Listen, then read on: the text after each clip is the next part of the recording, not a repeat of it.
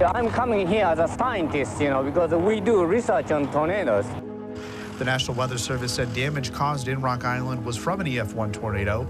The first one was usual tornado, which is cyclonic. So this is called the enhanced Fujita scale. Sheer volume of information he's accumulated over the last 24 years is incredible. We classify tornadoes on a scale called the enhanced Fujita scale. A gentleman by the name of Theodore Fujita. Dr. Theodore Fujita. Ted Fujita. Ted Fujita.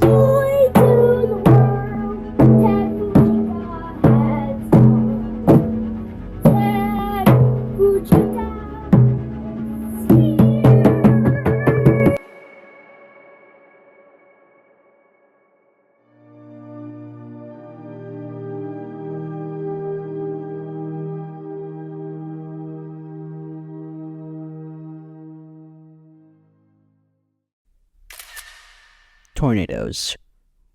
You know them, I know them, we all know them. The furiously rotating column of air descending to the ground, most commonly from a thunderstorm. These beasts come in all sorts of shapes and sizes, and most of all, unparalleled strength from their violent wind speeds that make it sound like they're straight out of a fantasy. But they are all too real. Now, when you hear a description like that and never knew or properly understood tornadoes, you'd understandably be very curious as to how that's even possible. And well, we still aren't entirely sure even now. But that doesn't mean meteorologists haven't made an astonishing amount of progress over the years towards understanding tornadoes.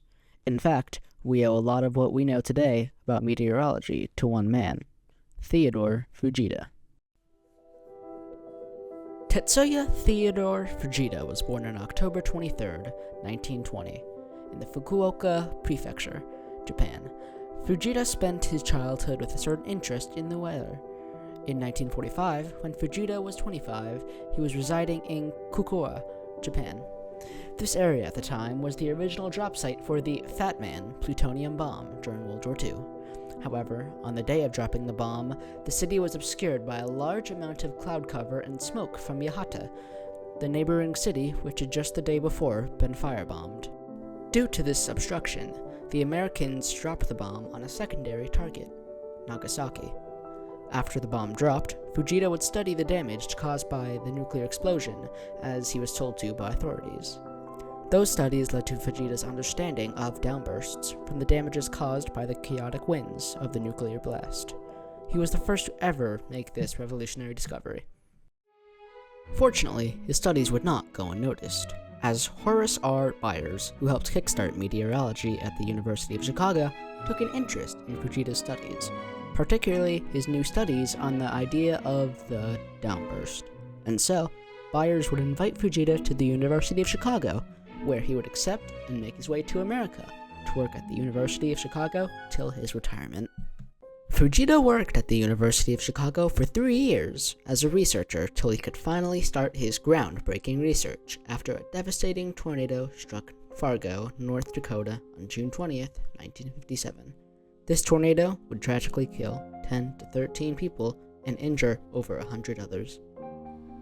To best recreate the tornado himself after the fact, Fujita would gather evidence from pictures and videos of the storm taken by civilians and his own on-site measurements. The paper that he would write on this storm would be notorious, as it would introduce several terms that are still widely used today, such as the wall cloud, which he described as the low wedge-shaped storm from which tornadoes often descend. In another part of the investigation, Fujita surveyed a cornfield hit by the tornado. He noticed that there were multiple marks left on the field, not just from the main vortex of the tornado. This was a big discovery at the time, as this was where he also discovered multi-vortex tornadoes, a phenomenon now widely known today by many weather enthusiasts. Even after all of that from the surveying he has done, there was one more thing that was the most groundbreaking of all. After surveying all of the damage he had seen, Fujita could tell how monstrous this tornado really was, but there's no way to know the true wind speeds of this beast of a tornado. However, if the damage was properly analyzed, the wind speeds could be estimated. Thus, the Fujita scale was born. However, the scale wouldn't become public until 1971, Nothing less, this would leave the first rated tornado to be rated as an F5 tornado. Now having the Fujita scale would completely change the course of understanding tornadoes, so we could understand their true strength. So even though this tornado destroyed buildings, homes, and ended around a dozen lives, it also sparked the genius of Fujita that would end up saving thousands of lives today by progressing our understanding of these storms. Fujita would continue surveying many tornadoes over the years, both by air and on the ground, so our knowledge could further develop on these storms, while he also taught his meteorology classes to students at the University of Chicago. This wasn't the only way Fujita would save so many lives. As he grew a reputation for himself as someone so genius with storms, he was called for help by Eastern Airlines, as, in 1975, Eastern Airlines Flight 66 crashed at the John F. Kennedy Airport in New York City, which ended up killing 122 people. Eastern Airlines was understandably confused as to what even happened to Flight 66. That flight was only the most recent incident of planes suddenly falling from the sky, and very suddenly. Yet, other planes would come out of thunderstorms in the area just fine. Fortunately, Fujita would end up being able to find out what was causing all of those flight incidents after reviewing previous radar scans, flight records, and interviewing the pilots of the planes that were able to land safely just before Flight 66 had crashed. Fujita would suspect that it had something to do with downbursts, a large sudden gust of wind from the thunderstorm that ended up ruining the plane's flight. However, they seemed to not be picked up from the radar scans, meaning the downbursts were smaller than thought. That's when he would come up with microbursts. Despite the original evidence from Fujita, his fellow meteorologists were skeptical of his claims, and would frequently combat the idea at conferences and in articles. Despite the deterrent from others, Fujita would spend years searching to be able to catch a microburst on radar. Eventually, however, Fujita and his students at the University of Chicago traveled enough around the US to where they had indisputable proof of the existence of the microburst. Because of this revelation, the National Transportation Safety Board made a number of changes for the safety of future flights, which also meant having a mandatory pre-flight check for wind shear before every flight, which is what had a lot to do with these dangerous microbursts.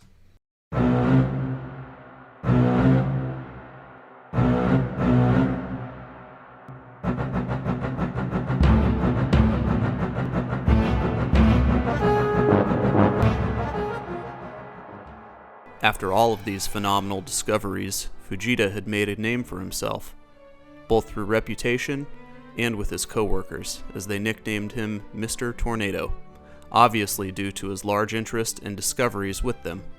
Yet something always thought interesting was that Fujita had never actually seen a tornado in person before, only through pictures and short videos taken by other people. Fujita finally had his dream come true, as he was able to snap photos of a tornado in person from inside the Denver International Airport as a wall of thunderstorms passed by. And, according to the University of Chicago, he and his students would have a party that night after he saw his first tornado. Theodore Fujita would live a productive and inspiring career, with him changing the course of understanding tornadoes and other weather phenomena, all the while inspiring the next generation in meteorology through his teachings and profound ideas. Fujita would also go on to have a wife, Tsukimo Fujita, and a child, Kazuya Fujita, while also retiring in 1990. Unfortunately, 8 years later, Tetsuya Theodore Fujita passed away on November 19, 1998, at the age of 78 years old, from a purported brain tumor. Yet, despite his passing, his work lives on. Though Fujita was no longer alive, his name could most notably live on through the Fujita scale. Countless more tornadoes would continue to touch down all over America, and the Fujita scale ratings would go right along with them. Tornadoes had started to become synonymous with their ratings. As the Fujita scale continued to be used, meteorologists would over time get more and more skeptical of the Fujita scale, as the original scale did not have enough specifics, such as more detailed damage indicators, how well built the structures were, and other things. However, the biggest problem was that the wind speeds for tornadoes seem to have been overestimated. This struck the need to create a new scale, an improved scale for rating tornadoes, and thus, the enhanced Fujita scale was made. The scale is improved from the original Fujita scale in practically every way, and so, from then on, tornadoes would be rated with the enhanced Fujita scale. Most notably, one of the first tornadoes to be rated with this scale would be the Greensburg, Kansas EF5 tornado. From May 4th to May 6th, 2007, a major tornado outbreak affected large portions of the central United States. This outbreak would go on to produce 132 tornadoes, with a majority of the tornadoes producing EF0 to EF2 damage. However, there was one tornado that ended up destroying 95% of the city of Greensburg, while also killing 11 people and leaving at least 60 people injured from this destruction. This tornado will be remembered as the first EF5 tornado in history, but of course, far from the last one. For many years after this event, there would continue to be EF5 tornadoes across America, up until 2013, when the final EF5 tornado to date would strike Bridge Creek Moore, Oklahoma. Since then, no other tornado has had such a rating. That is, where the controversies with the National Weather Service begin. But actually, the rabbit hole for the National Weather Service goes deeper than you probably think. All of that, though, is too much to cover in this one video. Because of this, I will have the next main video on the channel cover this topic, if you all show interest in it, that is. Thank you all so much for watching my first full video. If you enjoyed this and want to see more, drop a like and subscribe, and spread the good word of my channel to anyone else who likes the weather. Also, be sure to drop a comment if you have any constructive criticism, as I'm always striving to make better content. Other than that, I will see you in the next video. Have a weatherful day. Oh, I hate myself. Why'd I even say that? Damn. This is a Max Weather production. This video is funded by the Radar Scope Lightning Bolt program. Seriously, if I pay $10 for radar, I should at least expect some goddamn lightning bolts. I mean, seriously, I pay $10 for Radar Mega, and I get everything I need and more, all customizable, and I can't even get some goddamn lightning bolts. Literally, just some white squiggles on my phone. I mean, what the fuck?